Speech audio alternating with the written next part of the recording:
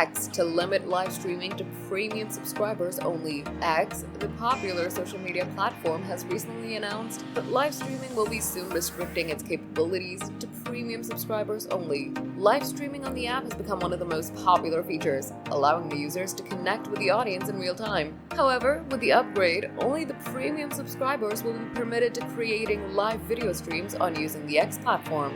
This will include the live streaming via an encoder with X integration. With this move free, users will no longer have the access to the upgraded feature, and the news for this upgrade was first confirmed through the official profile of X on social media, stating that users who want to continue their live streaming have to get their accounts upgraded to X Premium. The subscription will cost the users $8 per month or $84 per year, offering several additional features, including the blue checkmark, creator subscriptions, larger posts, and fewer ads and timeline. Interestingly, by limiting the live streaming to premium subscribers, X is offering a more exclusive experience for its paid users this time by introducing this upgrade. This significant move will encourage more users to shift to X Premium upgrade, generating an additional revenue for platform. X Premium subscribers will be able to enjoy the following exclusive features, including live streaming, making it an attractive option for users who value the platform's exclusive content more.